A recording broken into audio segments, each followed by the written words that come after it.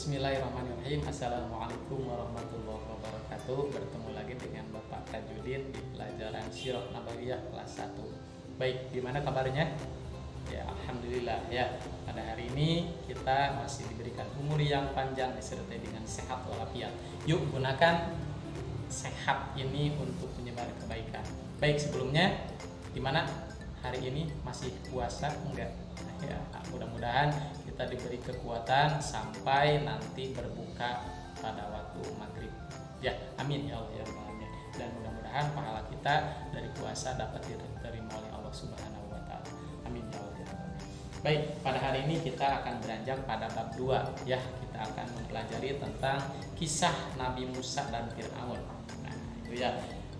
Di sini Musa lahir ya di negerinya yang dipimpin oleh raja yang sangat sombong. Baik, Bapak akan ceritakan saja. Bagian A, kehebatan Nabi Musa alaihissalam. Musa itu adalah putra Imran dan ibundanya adalah Yukhaban. Ya, dari putra Imran, ibunya itu Yukhaban.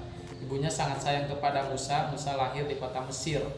Ya, lahirnya itu di kota Mesir, Bani Israel. Pada saat Musa lahir, Mesir diperintah oleh Raja Fir'aun. Raja Fir'aun itu adalah sangat kejam kepada Bani Israel. Suatu hari datang ahli nujum. Ahli nujum itu ahli yang menafsirkan atau istilahnya sekarang dukun ya kepada Fir'aun. Ia menyampaikan akan lahir bayi laki-laki. Bayi itu akan membinasakan Fir'aun dan kerajaannya. Lalu Fir'aun memerintahkan membunuh setiap bayi laki-laki, itu harus dibunuh. Itu kata Fir'aun.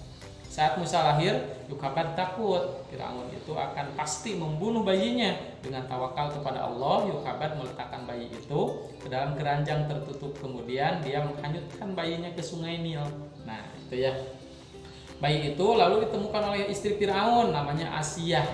Ya, jadi istri Fir'aun itu yang merawat Nabi Musa. Ya, memerintahkan membunuhnya. Namun Asiyah memintanya untuk merawatnya. Asiyah merawatnya dan memberi nama Musa. Akhirnya Musa tinggal di dalam istana Fir'aun. Musa hanya mau disusui oleh Yukhaban. Yukhaban bertemu lagi dengan anaknya. Yukhaban mendapat upah menyusui dari istri Fir'aun. Musa diasuh oleh Asiyah sampai remaja. Dia tumbuh menjadi orang yang kuat, cerdas dan sabar. Jika berkelahi ia menang.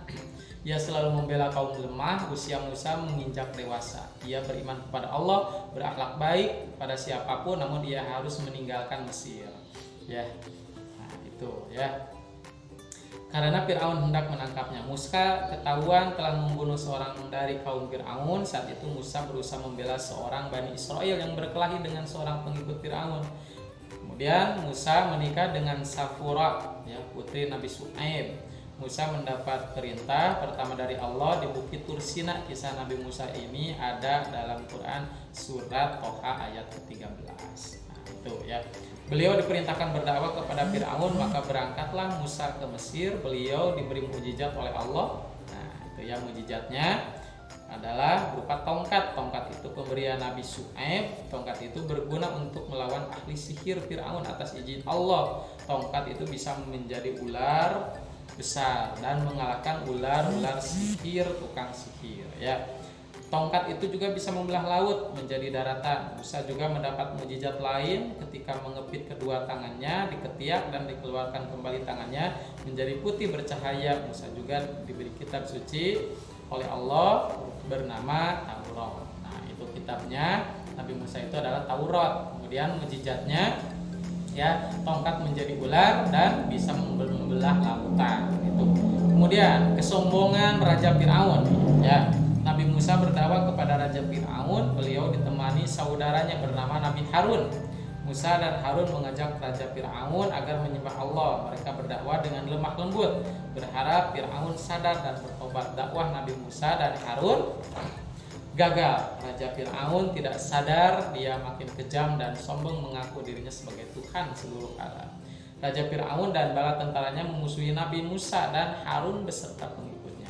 Nah, suatu malam Musa dan Harun beserta pengikutnya keluar dari negeri Mesir. Mereka hijrah ke tempat lain dengan menyeberangi laut besar. Fir'aun dan tentaranya mengejar mereka. Namun Musa dan Harun serat umatnya dalam perlindungan Allah Subhanahu wa taala. Nah, itu ya. Kemudian hukuman apa bagi Fir'aun yang sombong? Fir'aun yang sombong, dia semena-mena kepada rakyatnya. Nah, hukumannya ya, Fir'aun yang mengaku sebagai Tuhan, karena itu Allah menghukumnya dengan menenggelamkan ke laut semua tentaranya, juga tenggelam. Ya, ketika itu mereka mengejar Nabi Musa dan umatnya Fir'aun, dan pasukan tentaranya mati. Jasad Raja Fir'aun ditemukan di dasar laut. Begitulah jika Allah menghendaki, subhanallah. Ya, jasad Fir'aun ini tidak hancur oleh Allah. Jasad ini diawetkan hingga sekarang. Ya, jasad ini disimpan di museum Mesir. Nah, kisah Fir'aun ini dapat menjadi pelajaran bagi manusia. Janganlah kalian berbuat sombong ya kepada siapapun, atau ketika jadi apapun berlakulah yang baik agar disayang Allah.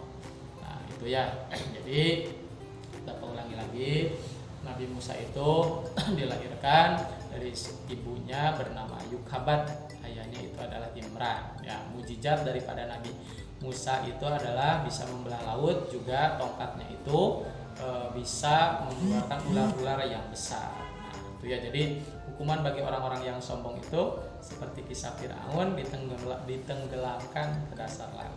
Gitu ya. Jadi kita jangan durhaka kepada Allah ataupun kepada orang tua ya.